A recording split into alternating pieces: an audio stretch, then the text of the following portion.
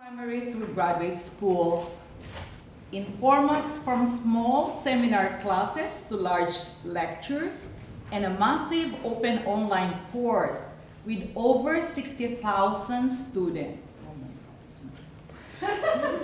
Professor Gibbs completed a Bachelor of Math, Applied Mathematics at the University of Waterloo and a Bachelor of Education at the University of Western Ontario. She taught secondary school math before pursuing graduate studies in statistics at the University of Toronto, completing her master and PhD in the field of statistics. So at present, she is currently an associate professor teaching stream in the Department of Statistical Science and the associate chair for the undergraduate studies in statistics. So on behalf of the Pedagogy and Learning Science Group, I would like to extend our sincerest thanks for accepting our invitation to be the speaker for today. And without final ado, please join me in welcoming Dr. Alison Gibbs.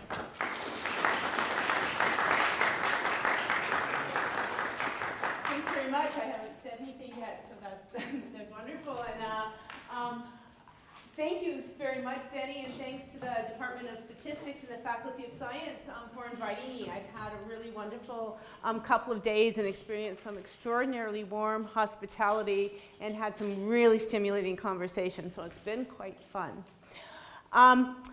Today I'm going to talk about something that I hope will appeal to a broader audience than just statistical sciences, although I will admit that my love of statistics is going to come through a couple of times.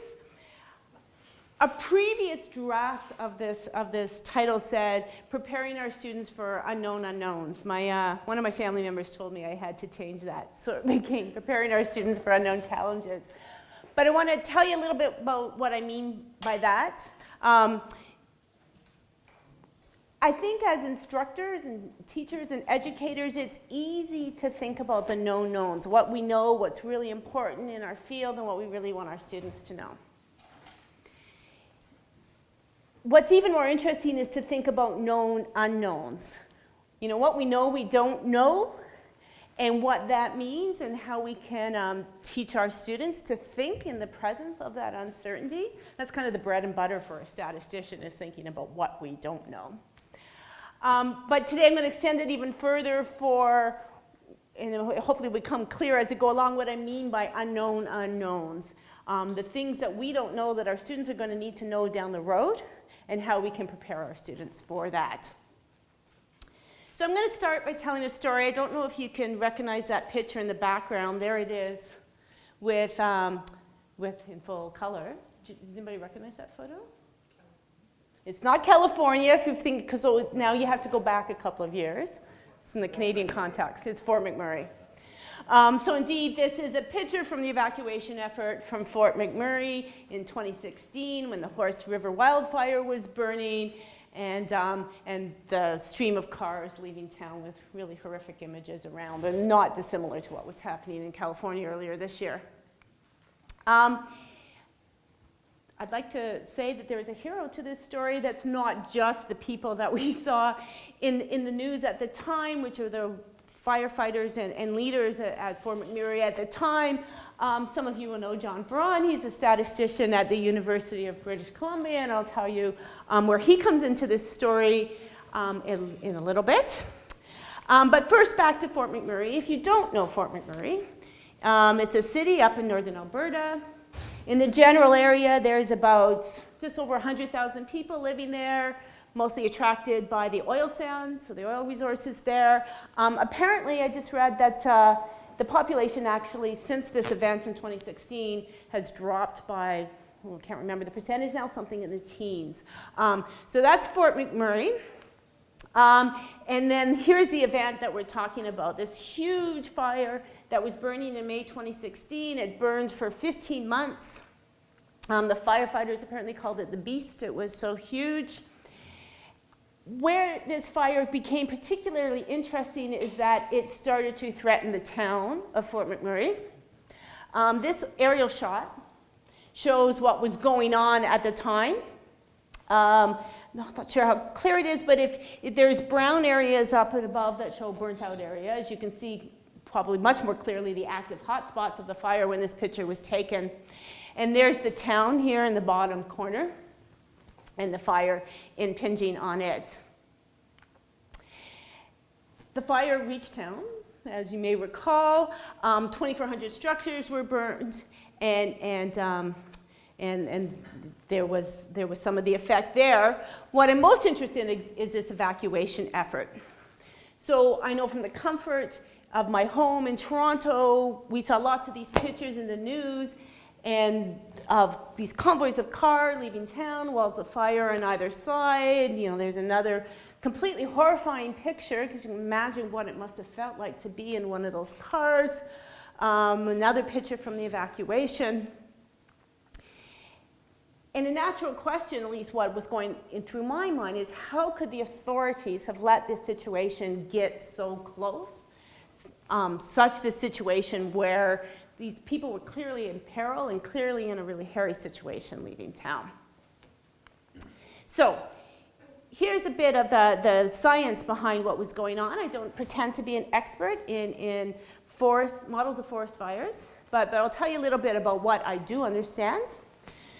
So there existed models, really sophisticated models. This is no means meant to denigrate the really wonderful work that people have been doing to model this, where there was consideration of where the fire will be at a certain time. And these models apparently are regularly updated during an event like the Fort McMurray fire in order to get estimates depending on changing conditions. So you can think about this model. It uses historical data, so past fires, takes some summary statistics about how past fires behave, takes inputs for the current weather, whether it's raining, the way the wind's blowing, what fuel the forest is providing, the particular topography of where the fire is. And you can picture it as I have here with an ellipse, where there's the ignition point, or for the beginning of the fire, or where the fire is currently burning, and this contour about where we think the fire will be at a certain period of time based on this model. It's an ellipse stretched out, of course, because of the direction of the winds blowing. And what happened, on this day, the day of the fire, is, again, as I mentioned, they were updating this model regularly to see what was going on and to try to predict when the fire was going to reach town, and even if it was going to reach town. And on the day of the evacuation, the day that those pictures of the cars leaving town was taken, the model estimated that the fire was going to reach town at 11 p.m. So that's 11 hours away. Which leads to the question, is it too early to divert resources to the evacuation? Now, from where I'm sitting right now, that doesn't sound particularly early. But there's some considerations to be, kept in mind. People don't want to be evacuated unless it's, of course, absolutely necessary. That seems natural. The other consideration is that an evacuation effort means resources have to be diverted away from fighting the fire in order to enforce evacuation. So that's got some negative aspects to it as well. So the authorities have to make the decision not to do it too soon and not to do it unless it's absolutely necessary. So they had that 11-hour window at noon that day. Now, what actually happens is the fire actually reached town not in 11 hours, but 6.5 hours. And that 4.5-hour window was enough to create the quite dramatic images that I was showing earlier. So here's some statistical thinking. Here's where my colleague John Braun comes into the picture. So John Braun is a bit more of an expert in modeling forest fires than I am. He's taught me everything I know. And he was involved a year after the fire, possibly actually while the fire was still burning. That fire burned for about 15 months. And he met with the authorities and the to have some discussion about what they could have done better, of course, as one does. And the key idea, bringing his statistical thinking to the problem, is that he considered not just what the model could explain. So there was all these inputs that I was talking about, the topography and fuel and so on into the model. Some of those are observable, some of those aren't. And as a statistician, as I mentioned earlier, we're used to thinking about the things that we can't know and trying to harness that uncertainty and model that uncertainty. And so what John did is not just use the historical data the way it had been used in the past, which was as summary statistics to feed into the model. He took that data, he used a technique called the bootstrap, which gave him a full distribution of contours of where the fire could be at a particular time. So now we just don't have one estimate for where we think the fire is going to be in however many hours we want to consider, but we've got this probability distribution. In particular, John tracked the 90th percentile, which is the value where we think that it's only a 10% chance the fire is going to spread further than that. He tracked that over time, and tracking that led to an estimate of when the fire might reach town, which was within 20 minutes of when it actually arrived. So by bringing some statistical thinking with a focus on not just what we know, but what we don't know, that there's natural uncertainty in the data, a skepticism of the estimate, that any estimate is only an estimate and has uncertainty associated with it, and some comfort that that's the world we live in, where we know that there is unexplained variation. Keeping that in mind, perhaps knowing that the fire was approaching perhaps faster than one thought, or certainly had a decent chance of reaching town much faster than what was the model was the information that the model was giving, may have helped and resulted in a little bit less hairy of a situation with the evacuation. So I think punchline here in terms of a method or a characteristic, I should say, that we want to instill in our students, that I'm going to advocate for right now, is that we'd like our students to not just think about what they can explain, but also what they can't explain. So an unknown. I have another story that I want to tell right now, which is about cats falling from buildings. My apologies to any of the cat lovers in the room, of which I consider myself one.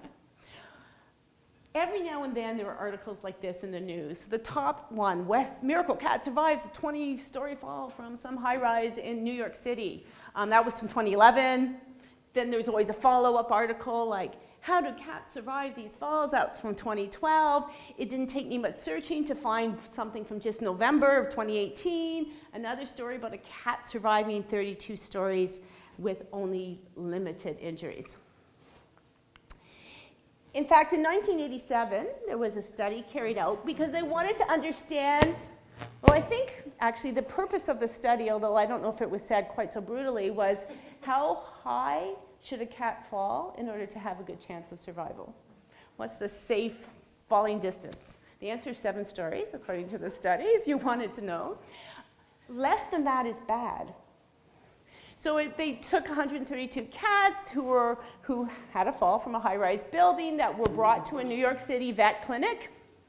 But 90% of the cats survived. There's the good news. And of those, only 37% needed emergency treatment in order to keep them alive. But the bad news was if they fell less than 6 stories, they had more serious injuries. So what can we conclude? Well, I conclude that cats are quite amazing creatures. The explanation that usually goes along with that is, of course, I hope probably many of you have seen a cat fall, and perhaps even seen a cat dropped when it wasn't really oriented the right way. But they're incredible about flipping themselves around and getting themselves oriented so that they fall on their feet. Typically, we see explanations of cats, perhaps with some discussion of their weight to surface area ratio, which helps them fall these great heights. There's usually a suggestion that by falling at least 7 stories, it gives cats both a chance to orient themselves well and to relax into the fall, so that they can brace themselves appropriately so when they hit the ground, they're okay. seems reasonable. That's what the story said in that 2011 and that 2012 and that 2018 article.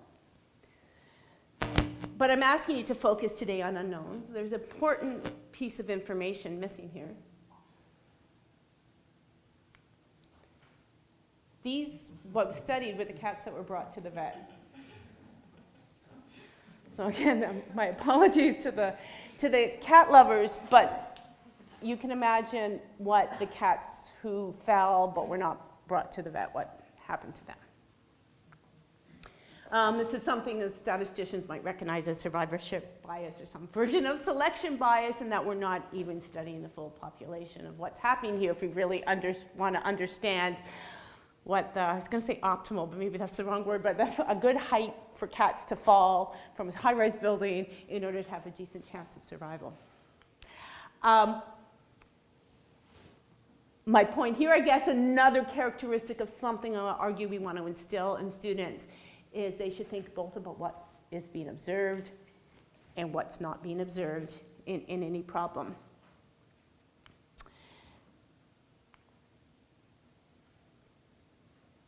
I'm a statistician.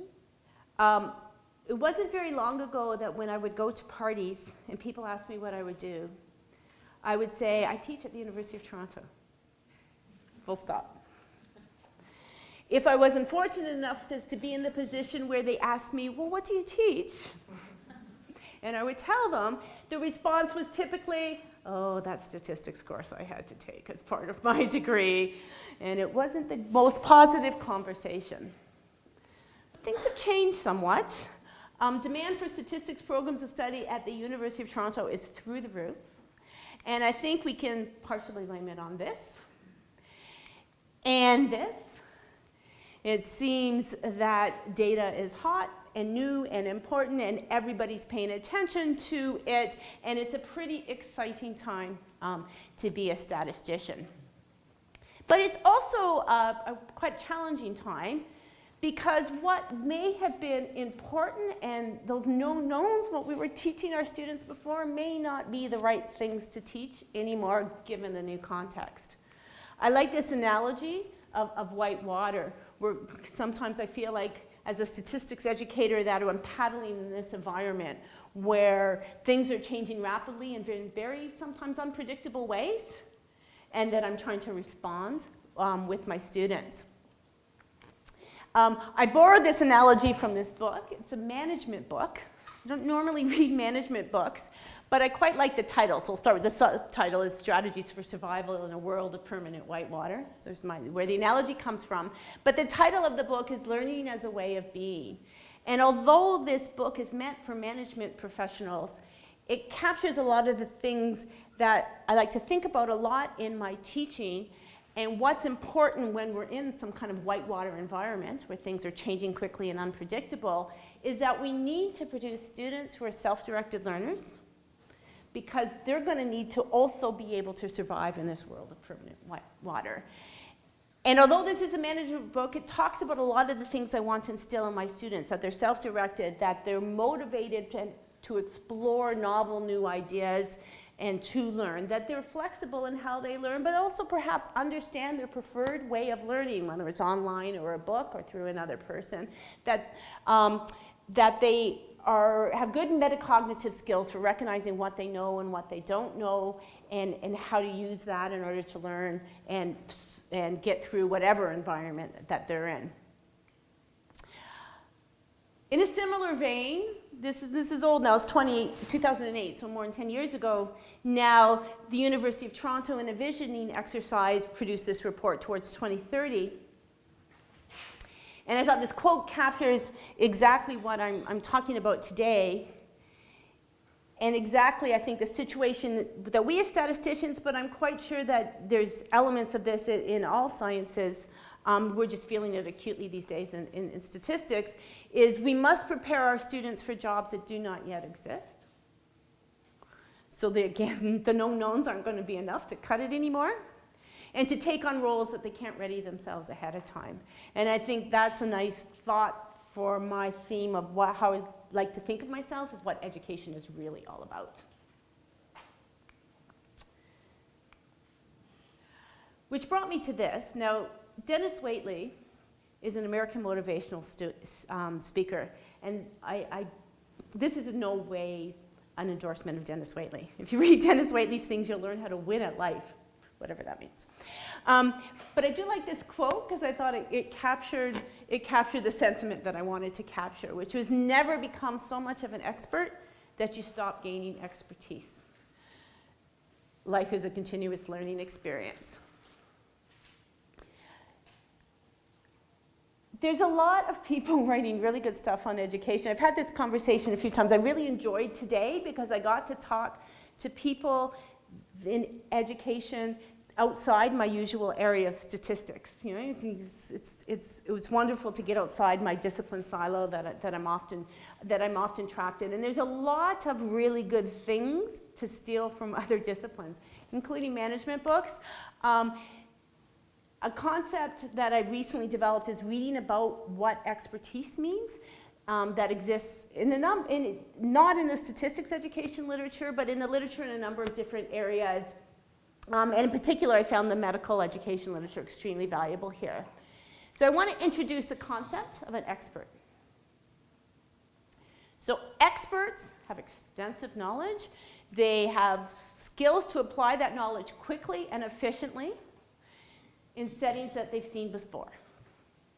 So this is a pretty good goal because this is not as easy as it might seem, because some of the things that they're good at doing are very complex tasks. And in order to become an expert, they'll have to have broken down that task and become expert at little pieces and so on. And it takes years to become an expert. And when one becomes an expert, one is an expert in a particular area or discipline or field or way of doing something. But I want to expand that, a superset of experts, which includes what the literature calls adaptive experts. So characteristics of an adaptive expert is they can transfer their knowledge in novel or complex situations, not just situations they've seen before. They can create new procedures. So when it's necessary, when what they know won't work anymore, they can adapt, extend, start from scratch if necessary, although not necessarily a necessary characteristic of adaptive experts. They're flexible in terms of the situation they work in. They're innovative. They have the characteristics of a continuous learner. They're constantly seeking challenges and new ways of applying what they have and then adapting it, because when they realize what they know isn't sufficient anymore, they have to be creative in order to do this. And they need those strong metacognitive skills. So they completely understand the limits of their knowledge and when it applies and when it fails them, which allows them to advance. Before I forget, I think you'll hopefully agree with me that John and his problem solving that he brought to the forest fire is sort of an example of somebody applying adaptive expertise, you know, in a situation where he brought his expertise as a statistician. Adaptive expertise still has an expert component. It's grounded in a core area of knowledge, but he was able to creatively problem solve, bring different ideas together from statistics, from the modeling of forest fires in order to create hopefully a better situation that apparently is being beta tested now for the modeling of forest fires. Some other aspects related to adaptive expertise, some of the literature talks about preparation for future learning. And I like some of the characteristics that it describes. For example, the caution in applying past knowledge. That sort of sounds like that could be a little bit restrictive, but instead it's actually how one advances because one thinks carefully about how the past knowledge applies and how it also doesn't apply. That's the kind of caution we're talking about here.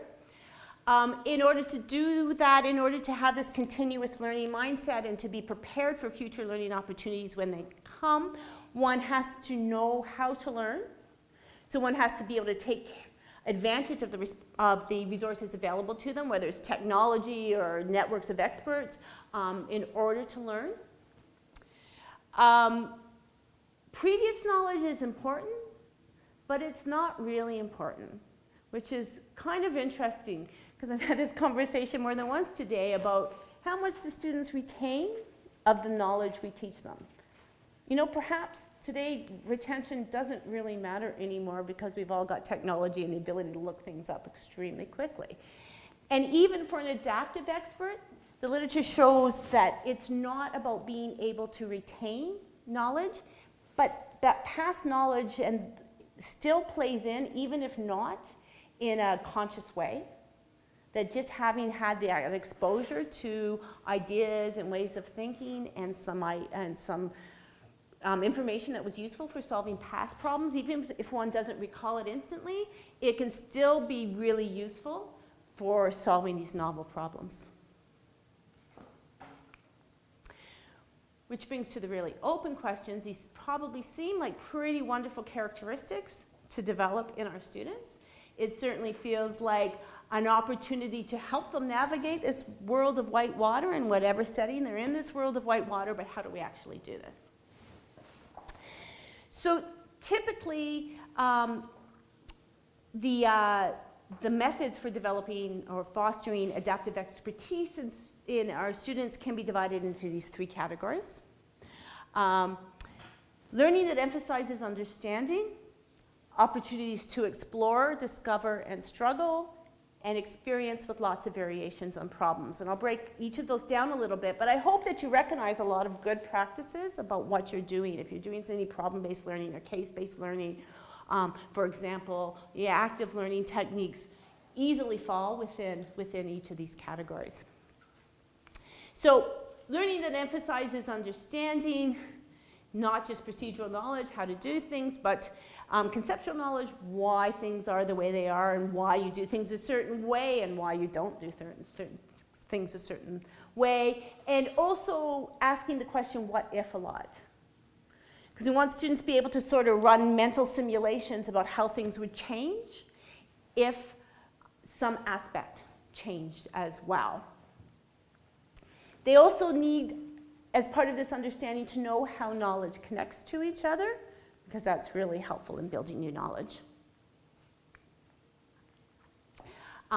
They need opportunities and they need a safe space in order to explore and discover and struggle. So we need to have learning activities. Like I said, this probably sounds familiar for a lot of what good practice is, that allows them to synthesize material that they've learned, analyze material that they're working on, build knowledge from pieces that you've given them into perhaps a new problem, formulate a new strategy. And they have to do that with some struggle. The only way, it's quite clear in the literature that struggle is an important piece to making this kind of opportunities actually have a lasting impact. They also have to confront errors and expectations, or how you think things are going to happen. And it's a really valuable experience is to create an opportunity where they try something and it doesn't work. And it's okay if that's where it stops. As long as it's got that very last bullet on there, that students have to have the opportunity to put that together and articulate what happened there. So they need to reflect on this process of struggle that they've been through and articulate what happened in order for it to really formulate into something cohesive that's going to stick with them. Experience with lots of meaningful variations, and probably, so we see not just one problem, but lots of variations on problems, which of course makes one more able to solve different new problems in the future. The probably main thing that I would like to point out in this is that it's more than a store of exemplars. It has to be really digging into the structure about what makes things different and why that's important. It also includes, when this discussion and consideration of when previously practiced procedures or this item was useful in the past and why it may not be in a future setting. Here's an example from the adaptive expertise literature. There's this article I referenced by Schwartz and Bransford and Sears earlier that it's interesting. A lot of the adaptive expertise literature focuses on developing it in school-age children, and this is one of those examples. So it's just examples of scissors. Maybe I'll point out in particular A, which has got the flat edge, and E, where the handle's very long relative to the cutting surface of the scissors. And so, we can ask questions about what's the difference among those scissors.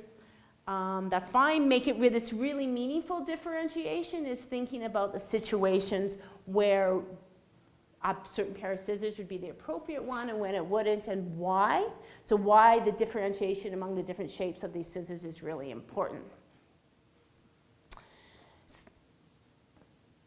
To take this all further, all these three areas of learning activities that foster the development of adaptive expertise need to be grounded in core knowledge. So while this all sounds good, adaptive expertise, I just want to emphasize again, assumes that there is a core knowledge base that we're building from. So we're experts before we're adaptive experts.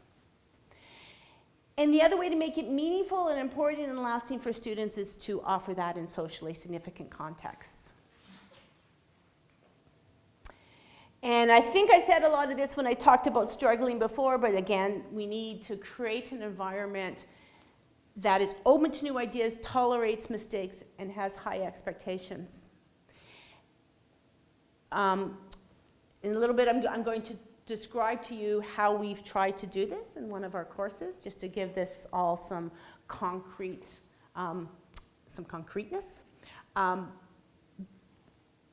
But one key step is our rubrics for that course actually take advantage and reward the struggle much more than they do the outcome. So one more piece before I get into that example is some discussion of developing a path to adaptive expertise. So there's efficiency. That's what a routine expert has. So we have in the bottom left corner there are novice. And as they become more efficient at some task, they develop into routine expert. Although this picture typically shows innovation as orthogonal, it's really a complement to efficiency. What we don't want is a novice to become innovative without the efficiency, because then that just breeds frustration. We want both high efficiency and high innovation in order to become an adaptive expertise. Or an adaptive expert, rather. And some of the literature suggests that this is the best way to do that. Develop routine expert, and then work on the development of an adaptive expert. So you can think about a program of study where one builds foundational knowledge to make sure students have knowledge and skills that they'll need starting from first year and second year and third year, and then maybe helps them bring it all together in some kind of fourth year capstone where they really grapple and put together everything that they've learned. That would be sort of that path. Other parts of the literature, and I guess what I'm going to argue for today, is that there should be a better optimal path up the middle. It's shorter, so it's got to be better. Where one builds efficiency and innovation together at the same time.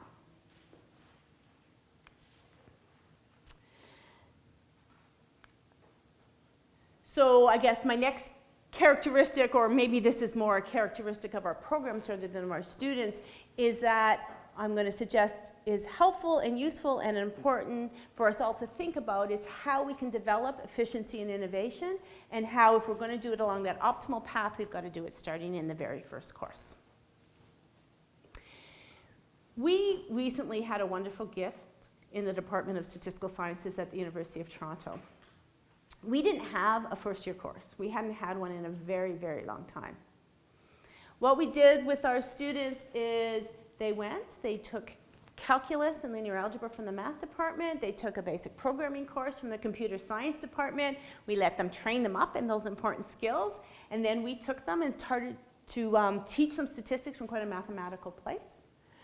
So that we could build on the mathematical foundations and then build on how the data analysis comes from those mathematical foundations, and so on. In this data science world of big data, that didn't feel like the right place to be starting anymore.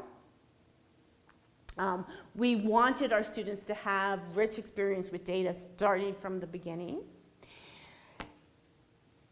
And we wanted them to be able to again, not be on that path where we were building the efficiency and then worrying about the innovation piece later, but try to move them along the optimal path.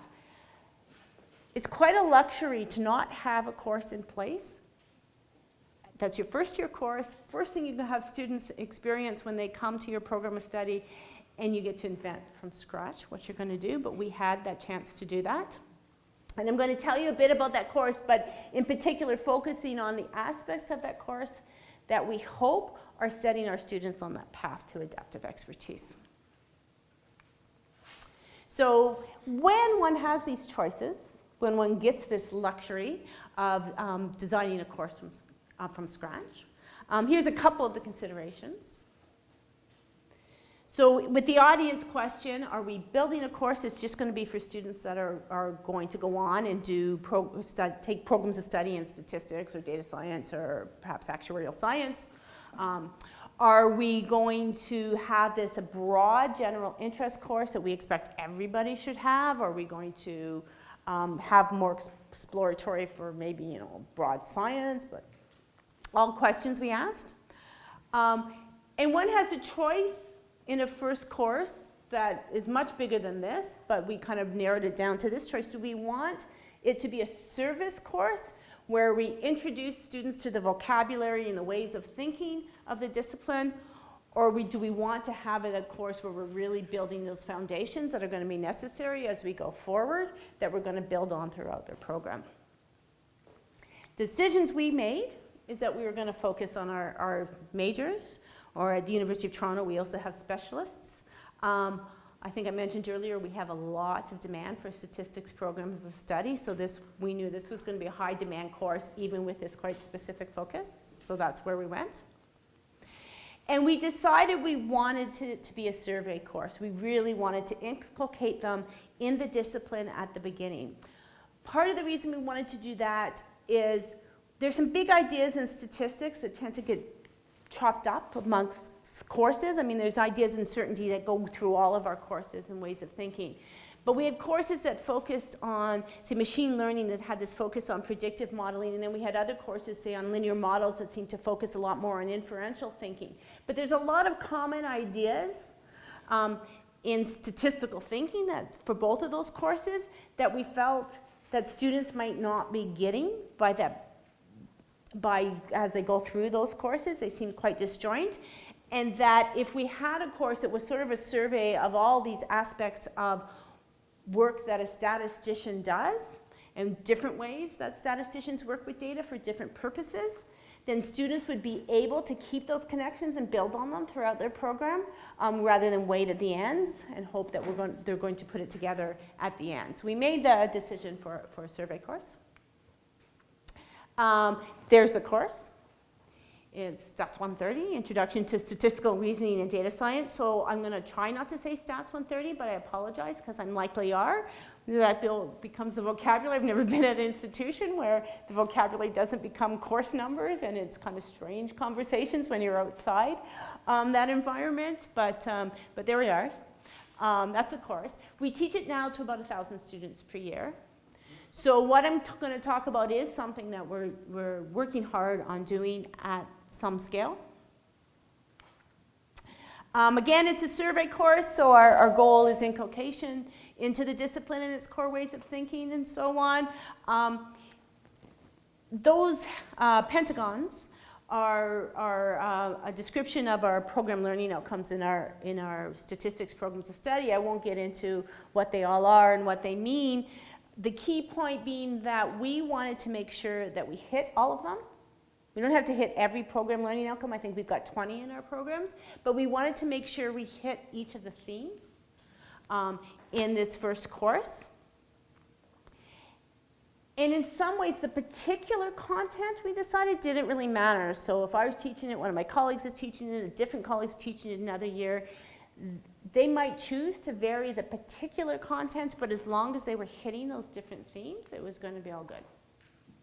And it was going to be good in terms of what we expected students to take away from that course and bring to their next course.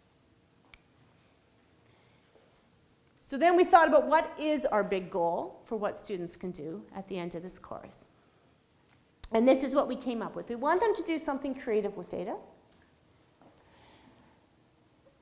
So not just apply in a procedural way things that we taught them how to do. But again, we're thinking about that optimal pathway towards adaptive expertise.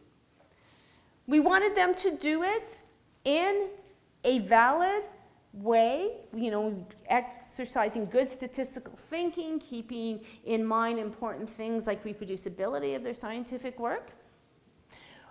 We didn't want them making some of the classic blunders that sometimes inexperienced people make when they work with data but haven't been trained well in statistical thinking. And we wanted them to be able to talk about it. So here's an example of where we ended up last year. So this is from students who took the course in the winter of 2018, so just a year ago now. There's a project at the end of the course, and this is the output of one group of students' project. This was an article on a website of a company and their blog with the headline, "New Study, Be Alert to Moose Car Crash Risk." Let me tell you what that's about. So here's a bit of text that I've blown up, although I realize that that's still pretty text heavy, but I've highlighted and read a few pieces. So they're talking about students from that first year course. They analyzed data from a company called Geotab. Geotab puts sensors in cars in order to capture incidents of hazardous driving, harsh braking incidents, accident avoidance accidents, and so on, and collects data about where that happens, when it happens, and so on in order to model things. You may have gotten an opportunity from your insurance company to have one of those sensors in your car and get decreased insurance costs as a consequence. Those would be a Geotab sensor.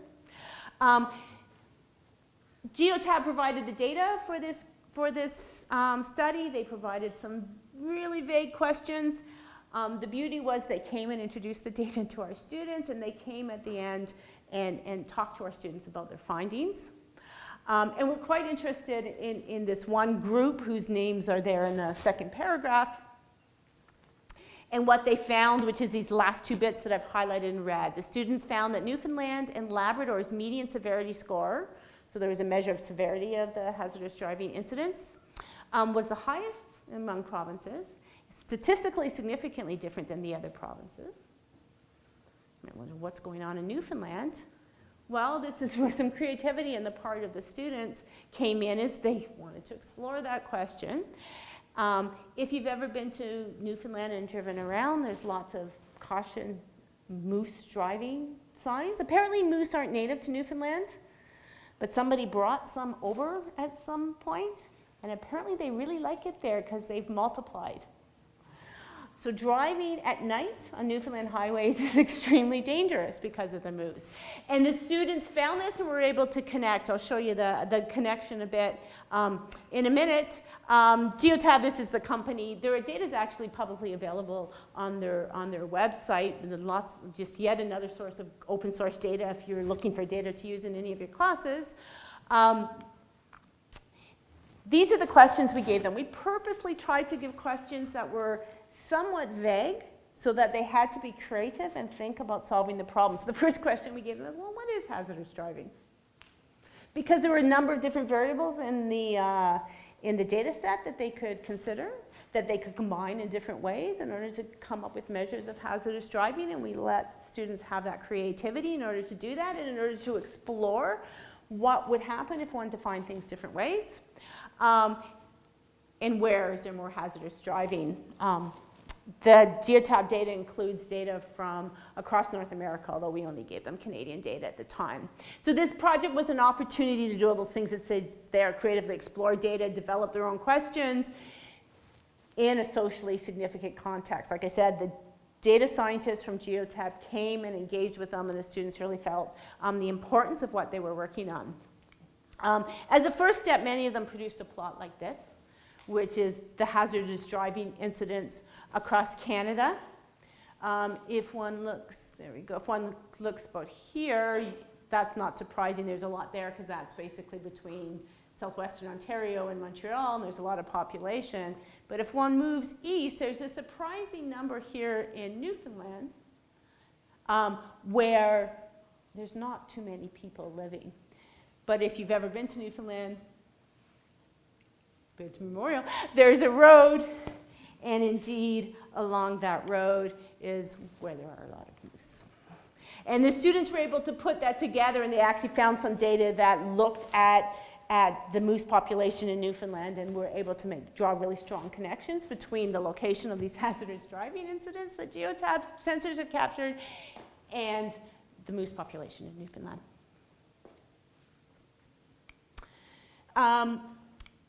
There we go. So let me tell you a little bit more, just for a few minutes, about the structure of this course that led up to this project and how it developed expertise. We're starting to run out of time, so I might go through this quite quickly.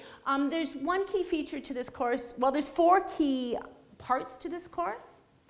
There's the Monday lectures and the Friday small group tutorials. I can't emphasize enough how important to what it was to us, and I think it's important to what we're doing that there's equal time in both of those. In between the Mondays and Fridays, students are working on some practice problems. Typically, they have to bring something to tutorial based on those practice problems. That forms the basis of the discussion for that tutorial, and there's the project at the end of the course. Mondays are an awful lot of working through the content, making connections among those different areas of statistical thinking that I talked about, encouraging students to make those connections even though the statistical techniques might seem completely different. And we tried every lecture to find really interesting examples so that this idea of socially significant context and the importance of what they were learning came through strongly.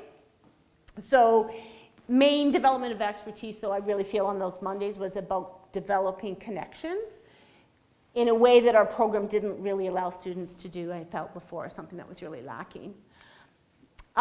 These practice problems in the middle often ask students to extend in very small ways, but just to push the boundaries of what they were doing in class. You know, we may have looked at categorical variables that only had 2 levels in class. Well, on the practice problems, it showed up with 3 levels, and what happens and what changes when it does that.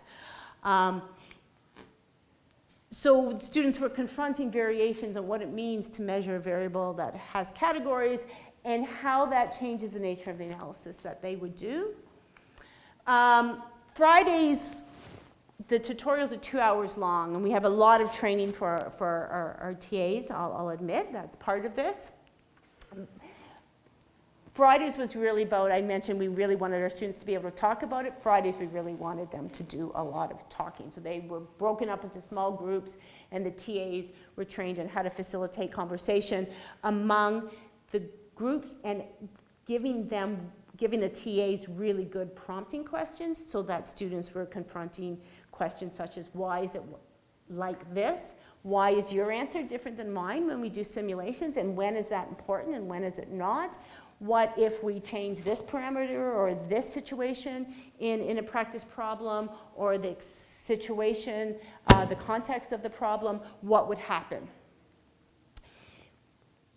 I mentioned earlier rubrics that reward struggle rather than success and output. Tutorials, the work being done in tutorials was with quite a fair percentage of their grade, and they got a mark for their work in every tutorial, and the rubric explicitly rewarded the engagement and the struggle and the finding alternate solutions, whether or not those alternate solutions were helpful in terms of actually solving the problem. I call them alternate solution, alternate ways of thinking about things. But if the students demonstrated some reasoning about, hey, I had this idea, but now I think it's not a good idea because, that was a really good sign that was rewarded by quite a bit in terms of the levels of the rubric. So it was tried to create a very friendly environment, again, where mistakes are tolerated, that struggling through misconceptions was encouraged, and the why questions formed the basis of the discussion. And here was their opportunity to reflect on and articulate the process. In every tutorial, students either had to do an oral presentation or a small piece of writing as part of the outcome of that tutorial. And then there was the project, which I've already talked about quite a bit before, which develops adaptive expertise. Now here's a novel situation in order to apply what we've done before, but possibly also adapt and build. And the rubric also rewarded people who went out and learned something a little bit new in order to better consider the question that they were being asked as part of the question. So just towards wrapping up, something I'm now thinking long and hard about is how does one assess adaptive expertise? Assuming that we're making some strides on moving students along that optimal path, how we are going to really assess, in particular at this kind of scale we're talking about, right? So we've got these 1,000 students per year in this course, and I'm not sure that I have particularly good answers to that. I have dreams about what one could do with unlimited resources, and that are probably unrealistic. I do find myself asking a lot of questions on the exam that I hadn't considered before. So for example, I might give students a scenario and say, well, this is different than what you've seen before. How is it different than what you've seen before? What's different than, X example that we talked about in class? What questions would you ask in order to learn what you need to learn in order to be able to answer this question? That's my favorite, is what questions would you ask in order to answer this, and what would you hope to learn from those questions? So I'm writing more exam questions that look like that. Again, if you have ideas on how to do this better, I would love to hear about them.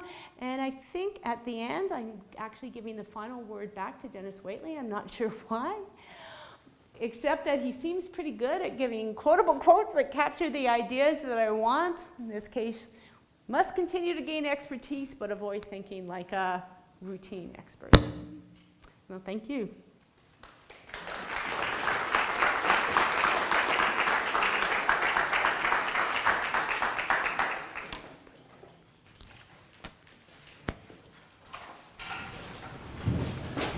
So we entertain questions from everybody.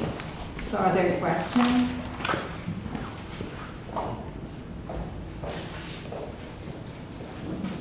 So you had this graph where you show innovation versus, what was it, Efficiency. Efficiency, right. So the ideal line seems to be the diagonal, based on what you suggested. Well, Is that correct? it's the shortest path. But that's not that. I mean, Yes. that's biased, right? Well, Because you're suggesting that the lower path would be what you would usually take, Right. wouldn't that automatically mean that the optical path is being bent towards a routine expert, rather than away from that optimal? There must be a priority there. So there is, yeah, like that optimal path is assuming that our goal is to get to adaptive expertise, and even possibly to sacrifice some efficiency in order to get there. So, Right, but particularly along the way. yeah. So I guess another way of the way when you presented this, I thought, okay, maybe efficiency really is skill, and innovation might really be education. Training versus education, put it that way. Is that a fair way of comparing this? Because education is open-ended, which could be innovation, right? Yep. Whereas training is, okay, I know how to do it, I do it this way, and I will get where I need to get. Yep. But it's will be not new, because that's not the goal anymore. Yeah. Yes. The only reason I'm hesitating at all at this distinction between, training as the efficiency and being, a routine expert, really good at doing things you've seen before, versus education, which is having the skills of an adaptive expertise, of adaptive expert rather, that one can solve future problems. Yeah, I'm happy with those words. I'm not sure that in all contexts and all conversations I've had, that distinction would be as clear as it is in your mind, and I think it's clear in my mind as well, in particular what education means. That's a challenge. Yeah. It's a fundamental challenge, I guess. Right. Yeah. So, sometimes language helps. I found that these ideas were things I'd been struggling and thinking about for years, and then I discovered the adaptive expertise literature, which I, stumbled across it, and it was somewhat liberating because it started giving language to all these things I'd been thinking about, and that I could talk about it more easily to other people. which I found really helpful. Yeah. I'm kind of picking up on my colleague's comment because I'm trying to apply, let's say, an experimental scientist's approach to this. Mm-hmm. So is what you call a routine expert a technician, or is that something else? Let me twist that around to talk about the medical literatures, right? So the question was whether a routine expert is a technician. The medical experts, or the medical education literature, also claims that they've been spending far too much time on the efficiency aspect here historically in medical education. So if you think about a surgeon and you want to train them to be really good at doing an appendectomy, then you expose them to lots of appendectomies, you break down what surgery is all about, you get good at the different pieces, then you get good at doing a whole bunch of appendectomies, and now you're a very efficient expert. Yes, and a very good technician too. And a very good technician. So if you're willing to call somebody with that level of expertise a technician, yeah, sure. Yeah, but the difference is when you look at a lab science, for example, Yeah. or laboratory science, it's very easy to train somebody to do certain tasks very well. Yeah. You know, you can train Right, them. it's easy. Well, not easy, but Well, it's easier than. it's easier than to, you can make somebody a very good, on some level, to some degree, you can make somebody a very good, competent experimenter, or somebody who can carry out an experiment, as opposed to somebody who can actually think about what they're doing in order to do why you're doing the experiment and why you need to do it. But the point is, the problem, not the problem, it's a little bit, it's, in some cases you're wondering, if by routine expert you mean a technician, then how much is technique training considered routine as opposed to necessary? And when you're going to the optimal path, are you in some way sacrificing this technique gain as opposed, So are we sacrificing the gain in technical skills in order to work along that? In pursuing a untangible innovation aspect. I know. See, this is the challenge, right? Yes. Because the efficiency aspects are very tangible. Yes. All of the other adaptive expertise pieces are, which brings me to that question about how do you evaluate, well, even when one tries to do things, how do you evaluate whether one's been successful at getting those pieces across? I don't think there's intended to be a sacrifice here. Mm-hmm. I think it's intended to point out that one wants to be working on these things in parallel. So when you talked about making somebody technically capable of carrying out an experiment, what I was thinking is great. That's all really good and that's important, and there's no way, in order to be an adaptive expertise, one has to be a routine expert. The literature is clear on that. Yes. It's not, otherwise you're getting to that frustration category. Yes. And then you said something that I found interesting was you talked about knowing why one's doing the experiment and how it might connect to other things and so on, which I think is an important piece, to making sure, putting one on that optimal path, make sure that one is doing both of those things in parallel, making sure one's good at carrying out whatever experiment one wants to do while one is building those connections and talking about those other things and asking the what if we did these kinds of questions and all those kinds of things. It's certainly early in the path. I worry, the other thing I was thinking about as you were talking was, I was worried that, perhaps by the end of undergraduate, we were working really well on this expert and we were almost waiting for graduate school to go up the other expert. And then that may not be a fair interpretation, but that's something that popped into my mind. And that's something I'm concerned about. It is a little bit of a fair interpretation to make it. But the point is also that in many cases, especially the more experimental your work becomes, the more important what you're calling routine expertise becomes in the overall solving of a problem. A mathematician, for example, if you're trying to teach somebody to do geometry or to solve a proof in geometry, Well, there's no routine way that you can tell to a person, okay, if you want to make this proof. I've even talked about Euclidean geometry. Some of the mathematical people in the audience, because I wonder if they would agree with you in that there's not an awful routine efficiency even in proofs. Well, but I'm saying that you can't maybe teach, you can't say that this is a methodology to actually, which if you follow this, you can actually get any proof, there's no set methodology. Anyway, not to get into that. Not to get into that.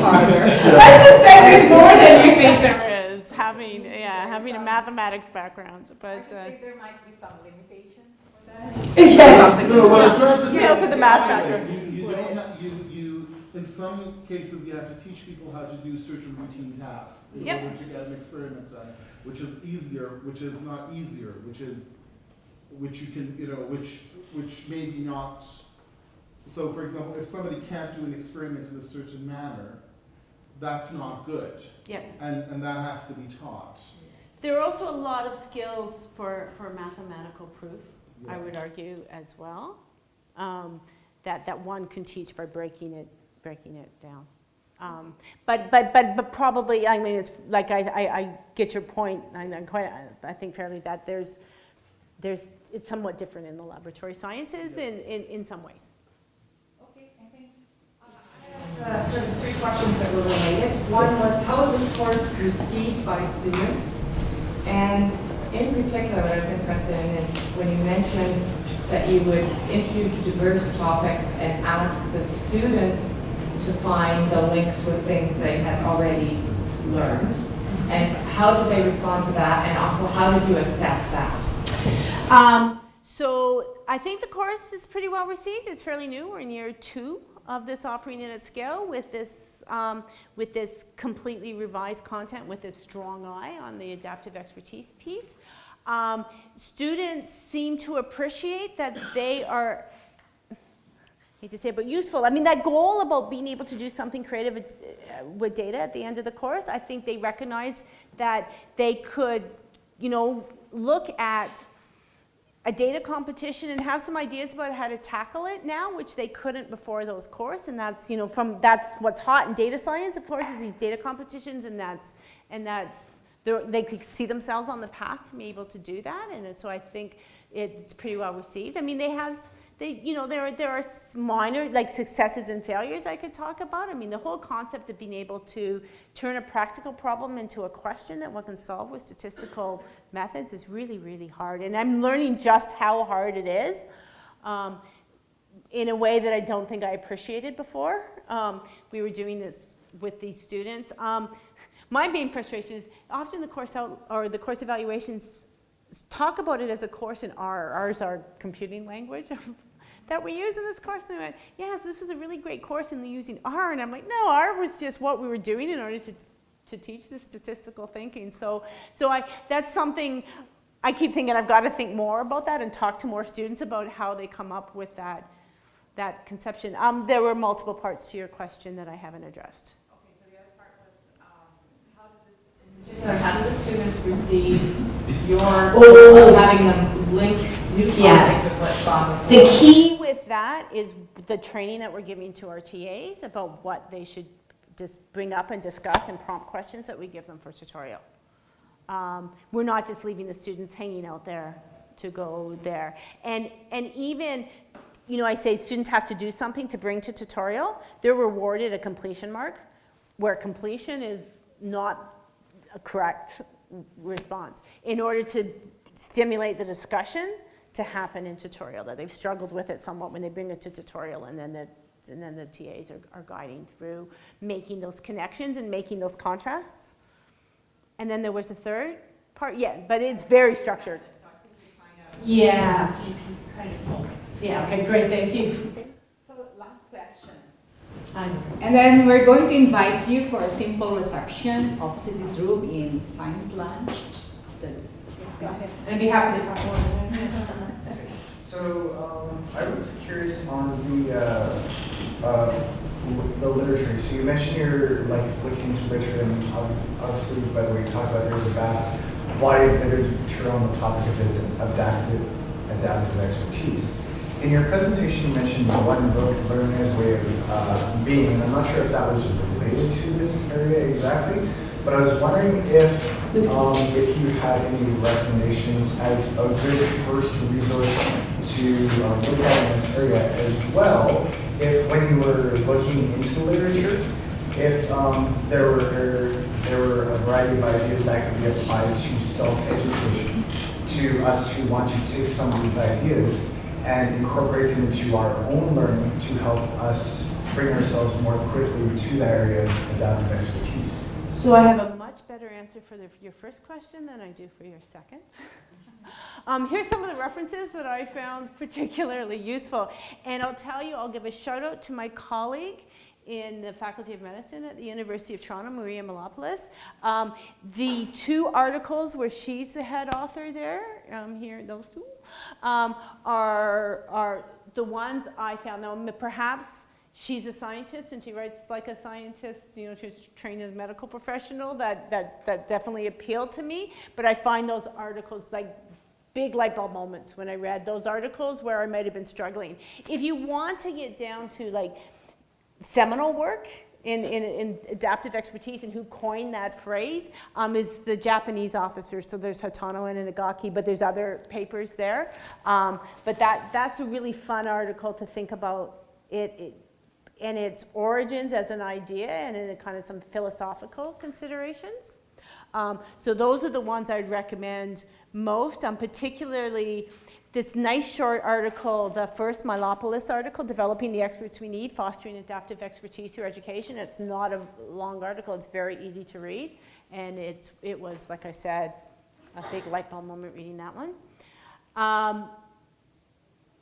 It's interesting, the self-education question, because in some ways, this is towards pushing you to be good at that, but it's the way we do, like we as educators when you're in our classroom, prepare you for the self-education piece, and how one can sort of develop these characteristics when one, yeah, like as I don't really have a good answer to that. Perhaps some awareness. The metacognitive piece, I really think hinges on it, like that you understand what you know and what you don't know, and you think really reflectively about that every time you think about, you know, a problem, and then you go, wait a minute, is this the same as what I've seen before or not, and how is it different, and so on, and then what do I need to learn? Skills for going out and learning that is the hard piece. A lot of these ideas remind me of the Anders K. Erickson's work on